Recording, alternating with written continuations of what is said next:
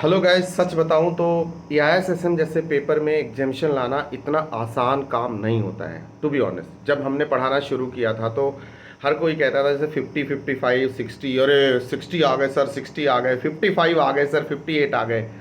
लेकिन as a teacher कितना सोचो मुझे कैसा लगता होगा कि जब मेरे बच्चे 80s में और ऑल इंडिया हाईएस्ट लेके आ रहे हो, और सिर्फ 5 साल में हमने इतना चमत्कार किया है।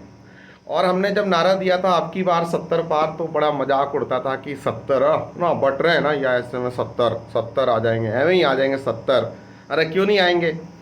तो हमने कहा कि नहीं यार आएंगे। फिर हमने एक्सपेरिमेंट करना शुरू किया। 60s में तो हमने सैकड़ों पार कराए हैं। मुझे लगता है मैं लिस्ट बनाऊंगा 2-4 दिन के अंदर, 200 से ज़्यादा बच्चे 60s में होंगे।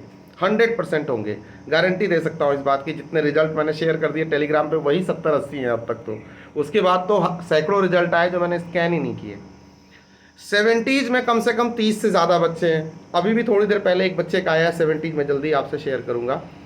अभी तक बच्चे रिजल्ट शेयर कर रहे हैं। अभी एक बच्चे ने किया 68 है। वो किसी रीजन से वो शेयर नहीं कर पा रहा था, मे बी वो जिस कोचिंग में पढ़ता होगा। EISSM ज़्यादातर मेरे पेपर में तो ऐसा होता है, FM और EIS और SM ऐसे पेपर से जो जनरली बच्चे कोचिंग के अलावा भी बाहर की फैकल्टी से ले लेते हैं। और वहाँ कोचिंग में उसको बोला गया होगा भाई नहीं रिजल्ट यहाँ शेयर करना है, ये वो, तो बच्चे ने नहीं शेयर किया होगा शर्मा के या किसी भी रीजन से। अभी उसने शेयर किया। अब इस बच्चे को 80 आए इस बार। तो 80 वाले भी अपने 4-5 दोस्त लोग 80 लेके आए। तो मार्क माई वर्ड्स गाइज, अब ये पेपर को जिस तरह से काम किया हम लोगों ने, धीरे धीरे इसका लाइफ साइकिल जो कहते हैं ना, एक्सपीरियंस कर्व, लर्निंग कर्व बड़ा किया हमने। और ये सारे बच्चों के जो 80s में आ रहे हैं, इसका सबसे बड़ा कंट्रीब्यूशन पता है किस पेपर को है? आप जान के आश्चर्य हो जाओगे। आपके दिमाग में चल रहा होगा EIS की वजह से आए होंगे, पक्का। आप रॉन्ग हो। ये सारे बच्चे जो 70 पार कर रहे हो और 80 पार कर रहे हो ना, इनको सबसे ज़्यादा स्कोर पता है कहाँ मिल रहा है? स्ट्रेटेजिक मैनेजमेंट में।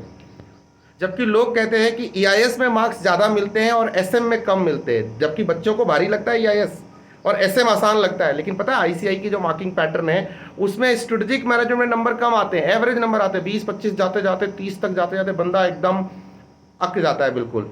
लेकिन हमारे बच्चों के साथ ये कमाल की चीज़ हो रही है कि वो स्ट्रेटेजिक मैनेजमेंट, क्योंकि मैं क्लास में पहले ही बोल देता हूँ जितने गूगल ड्राइव के बच्चे होते हैं कि पहले स्ट्रेटेजिक मैनेजमेंट करो। उसमें लेक्चर्स कम लगते हैं, लेकिन उसमें अंडरस्टैंडिंग ज़्यादा चाहिए होती है, केस स्टडी वगैरह समझ में आनी चाहिए।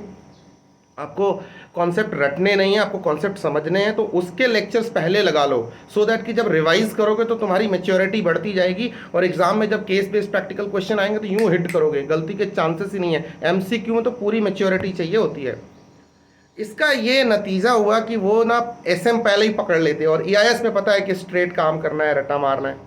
ठीक ऐसे ही जैसे FM SM में हो जाएगा कि भाई चलो FM में तो अपने को प्रैक्टिस करनी है, फॉर्मूले कंट्रोल होने चाहिए, कॉन्सेप्ट एंड उसकी न्यूमेरिकल्स पे कंट्रोल होना चाहिए। वो करना एक बार को आसान होता है, लेकिन जो पेपर फिलॉसफी डिमांड करती है ना, फिलॉसफी को जस्टिफाई करना बहुत मुश्किल होता है। आई एम रियली प्राउड जब 80s के मार्क्स देखता हूँ। आई एम रियली प्राउड कि चलो हमने इस बार 1-2-5 ऐसे 70 से 70 आ जाते थे तो बल्ले बल्ले पार्टी हो जाती थी, मतलब ऑफिस के अंदर, क्लासरूम के अंदर, और टीचर्स भी सोशल मीडिया पे।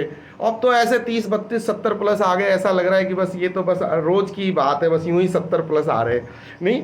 तो अभी मैं बैठे बैठे ऐसा सोच रहा था, मेरे को बड़ा अजीब सी फीलिंग आ रही थी। मैंने कहा चलो वीडियो शेयर करता हूँ बच्चों के साथ कि ऐसे भी हो रहे हैं। कांग्रेट्स भारत, रियली यार। 80 मतलब 80s मतलब all India highest type marks हो गया। अभी पता नहीं कितने लोगों को 80s आए, मुझे नहीं पता। EISSM में मैंने 80s नहीं देखा, अगर आपने देखा हो तो प्लीज़ बताना। टॉपर्स के भी जो मैंने मार्क्स देखे हैं, जितने भी टॉपर्स आए हैं इस बार, उन सब के कितने थे? लगभग 69, 70, 72, 73। अभी मुंबई से एक बच्चा टॉपर था, उससे बात हो रही थी, तो उसके भी ऐसे ही से 72 मार्क्स थे। तो 72, 75, 78, 76 तो इस बार अपने 30 में है। 30 से ज़्यादा बच्चों के हैं।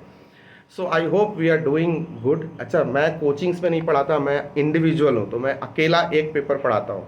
जैसे अब FMSA आएगा तो मैं अकेला सिर्फ वही पेपर पढ़ाऊँगा आपको, और मेरा कोई ऐसा कोई किसी इंस्टीट्यूशन का पार्ट नहीं हूँ। मैं खुद ही एक इंस्टीट्यूशन हूँ, मतलब मैं नहीं हूँ, मतलब मेरा एक इंस्टीट्यूशन है, सॉरी, इंस्टीट्यूशन बहुत बड़ी चीज़ होती है। तो मैं किसी इंस्टीट्यूट, कोचिंग इंस्टीट्यूट का पार्ट नहीं हूँ। तो इसीलिए रैंक्स वाले बच्चे शायद मेरे पास कम आते हैं, मतलब आते हैं 8-10, 10, 12, 11 रैंक तो हमने भी दिए हैं, लेकिन इस तरह से नहीं आते कि rank rank rank rank rank. लेकिन इंडिविजुअल स्कोरर मेरे पास बहुत आ रहे, इस बात का मुझे बहुत गर्व रहेगा। और आज all the best to you. So भैया ऐसा है, नवंबर 23 में ठोको जाके एग्जामिशन पे लो और इस बार निकालो। ये सब बिल्कुल चक्रों में मत रहना कि वो उधर नवंबर के बाद मई के बाद फिर नवंबर, अब की बारी मेरा नंबर, ऐसा कुछ नहीं करना है। चीते की चाल, बाज की नज़र और अपने कॉन्सेप्ट पे शक नहीं करते। All the best guys, all the best. I am really happy, amazed. Bye bye. Wow.